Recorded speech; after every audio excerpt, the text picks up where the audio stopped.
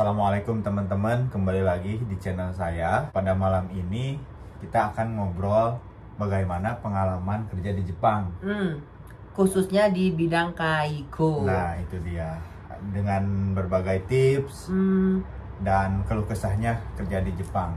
Dan kali ini narasumber kita adalah Ari Ramayuda. Oke, Ari-san, yoroshiku onegaishimasu. Onegaishimasu. Ya, nama saya Ari Ramayuda, biasanya dipanggil Ari. Jadi aku di Jepang itu baru setahun dan aku kerja Kaigo pakai visa Tokotegino. Satu perusahaan sama Kak Ahmad. Satu perusahaan, tapi beda tempat. Tempat kerjanya beda gitu ya. Oke, yang pertama, apa sih yang membuat Ari-san tertarik kerja di Kaigo di Jepang ini? Karena aku tuh kalau kerja berat tuh nggak bisa. Kayak Gemba, kayak Tori, ke pabrik aku tuh kerja berat tuh nggak bisa. Ini juga jadi solusi buat teman-teman semuanya yang kerja berat nggak bisa, di Jepang bisa tuh namanya kerja Kaigo atau ngerawat lansia. Jadi ya? Aku garis besarnya itu sih, karena aku nggak bisa kerja berat makanya aku pilih Kaigo. Nah terus aku tuh orangnya tuh suka ngomong ya. Nah ya, kayak betul. Ketemu orang tuh suka kayak ngomong sama orang, terus kayak apa namanya, jadi aku juga tuh suka sama mbah-mbah gitu loh, baca ngojek aku tuh Desuki gitu, makanya aku ambil kerjaan ini gitu. Benar, cocok ya? Cocok. Untuk pertanyaan yang kedua, terus gimana sih Ari-san pengalamannya beradaptasi dengan budaya dan lingkungan kerja di Jepang? 6 bulan pertama itu masa-masa yang paling berat di Jepang karena kita bahasa nggak ngerti, terus kayak sekatsunya atau kehidupan di sini. Kehidupan di sini kita juga tuh masih belum Nariru belum terbiasa gitu. Di tempat kan aku bahasa Jepangnya tuh kurang banget ya. Jadi N berapa sih? Aku dulu pertama kali datang aku N4. Kan syaratnya kan harus N4 ya, gitu. Terus? Jadi aku tuh pertama datang itu tuh nggak tahu orang Jepang itu ngomong apa, karena orang Jepang itu aslinya kalau ngomong tuh cepet banget. Dan aku tipsnya kalau aku ya, aku tuh ngertinya pakai insting.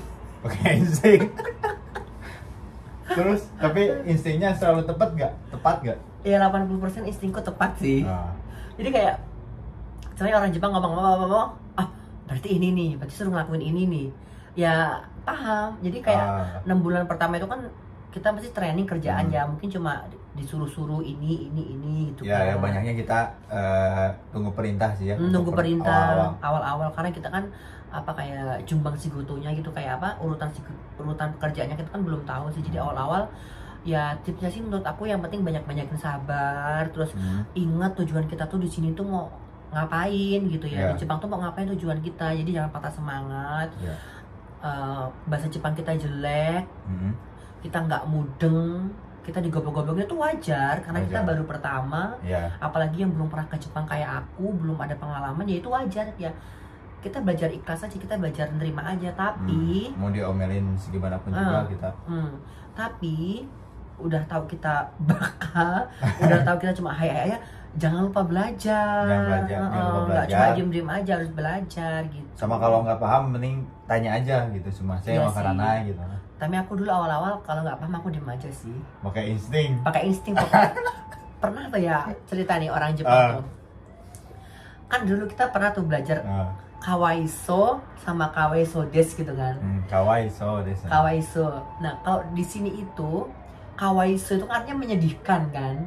Kawaiso. Nah, setahu aku tuh waktu belajar dulu ya, kawaiso tuh artinya tuh kayak apa sih? Sepertinya imut. Kayak imut ya gitu. Kayak imut ya gitu. Padahal menyedihkan. Kawaiso. Itu tuh pernah tuh aku pengalaman banget ya. Jadi kepala ruangan aku tuh nyuruh aku kan. Nyuruh aku, kamu ke kamarnya pasien ini ya, ambil ini. Karena aku baru berapa hari di situ, seminggu, belum hafal nama pasien kan. Kesalahanku sih aku cuma bilang hai gitu kan. Aku muter nyari kamarnya tuh ya. Terus kata tidak aku, Ari-san kawaiso ne. Aku tuh nggak sedih, nggak jengkel, malah seneng dibilang kayak gitu. Nah, kayak Ari-san kayak lucu ya. Kayak maksudnya ya. Gitu. Maksud aku gitu. Padahal setelah aku tahu artinya kurang ajar, ternyata menyedihkan. Arisa menyedihkan ya. itu sih pengalaman lucu aku sih. Jadi kalau pakai insting aja itu nggak cukup ya, harus belajar. Harus belajar pakai Benar. kita pakai insting aja itu nggak cukup ya. Nggak cukup. Insting 50% ya biar nggak dibilang kawaii so tadi itu loh guys.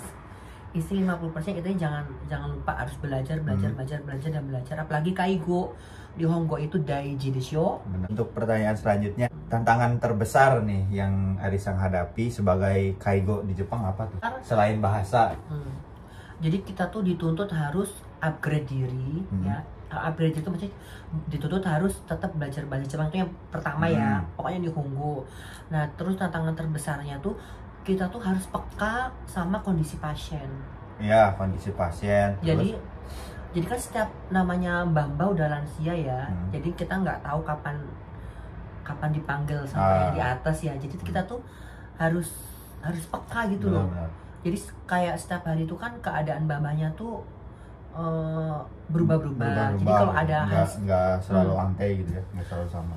Jadi kalau ada hal yang okasi atau apalah yang aneh dikit aja kita harus laporan ke senior kita atau staff yang lain gitu. Dan juga kita harus bisa kerjasama dalam tim ya. Kalau kayak gue soalnya kerjanya tuh bareng-bareng gitu loh. Minasa nggak yang sendiri enggak. Jadi tantangannya itu sih. Yang paling umum sih gitu ya. Horenso benar, Hokoku, Renraku, Sodan. Itu tuh yang penting tuh. Benar, jadi apa-apa harus bilang. Dan kalau kita di Honggonya masih au kan ya komateru ya. Kayak aku tuh kayak aduh aku tuh mau nyampein ini tapi aku tuh apa sih bahasa Jepangnya nggak tahu. Jadi kayak dan juga kalau orang Jepang tuh awal-awal emang tuh kayak dia tuh nggak welcome. Tapi kalau udah tahu kerjaan kita bener, kita oke, kita bisa diandalin. Jadi CS kita. Kita mau ngelakuin apa di tempat kerja, ayo dozo. Itu sih yang aku rasain sekarang sih. Menurut Arisa nih, sekarang kan udah 1 tahun ya di Jepang sebagai kaigo. Apa sih yang ngebedain kaigonya di Jepang sama kaigonya di Indonesia atau perawatan lansia di Indonesia? Kalau di Indonesia itu kan kaigo itu kan nggak ada ya. Kayak orang Indonesia ya orang tuanya tuh ya diasuh sendiri gitu kan. Panti jompo juga di Indonesia jarang, tapi bedanya itu jarang. Bedanya itu kalau di Indonesia perawat itu bisa jadi kaigo. Jadi perawat di Indonesia tuh kerjanya ya kaigo juga gitu. Tapi kalau di Jepang kaigo tuh ya kaigo, perawat tuh ya perawat. Beda profesi. Beda profesi. Betul. Kalau kaigo itu kita nggak boleh, walaupun kayak Kak Ahmad tuh kan lulusan keperawatan tuh.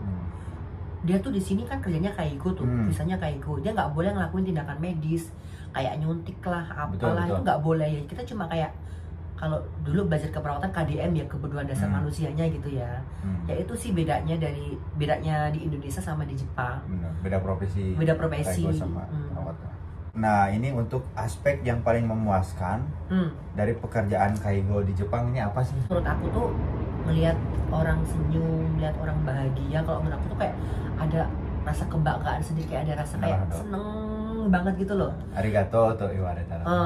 Arigato iwaretara kimochi ini narimasu yo. Watashi ni totte desho ne. Tapi menurut aku tuh ya, kalau aku tuh jujur ya lihat mbah apa Oji-chan Oba-chan di Jepang itu aku tuh sedih loh.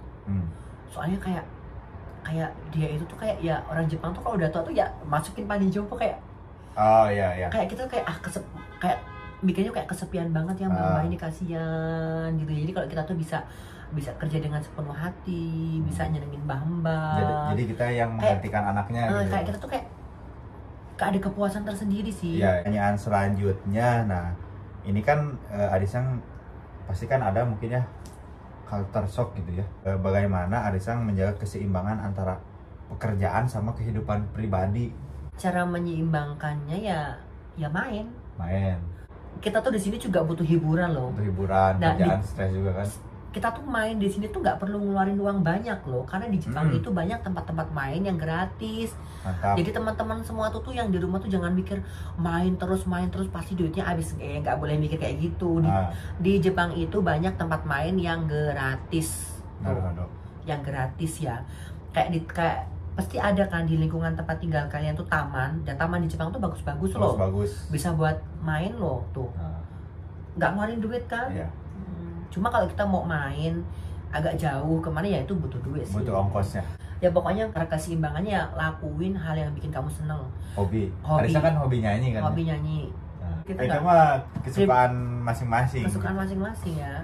Yang hobi jalan-jalan, makan, terserah lah. Oke. Yang penting jangan lupa lah tanggungan di rumah ya. Betul. Jangan lupa nabung juga penting, ngirim ke keluarga gitu, betul. Benar-benar. Hai, oke, next untuk pertanyaan selanjutnya nih. Nah, selain bahasa, kan tadi pakai visa TG ya? Tokuto Gino. Nah, sertifikat apa aja sih untuk ke Jepang gitu sebagai Tokuto Gino? Kalau sebagai Tokuto Gino itu selain sertifikat N4-nya itu JLPT atau enggak GFT ya, itu juga kita harus punya SSW. Tahu lah pasti kalian SSW. Yang pertama sertifikat JLPT N4, terus SSW Kaigo tuh. Itu dua itu tuh udah. Itu cukup ya? Cukup. Untuk yang TG sih, kalau yang magang beda lagi ya. Terakhir nih, nah untuk pasti kan banyak di luar sana yang belum ke Jepang juga, terus masih bingung di Jepang pengen kerja apa. Nah, tips untuk orang yang ingin bekerja di Jepang sebagai kaigo. Yang penting jangan jijik ya. Jangan jijian. Jangan jijian ya, karena kita sehari-hari itu tuh berurusan dengan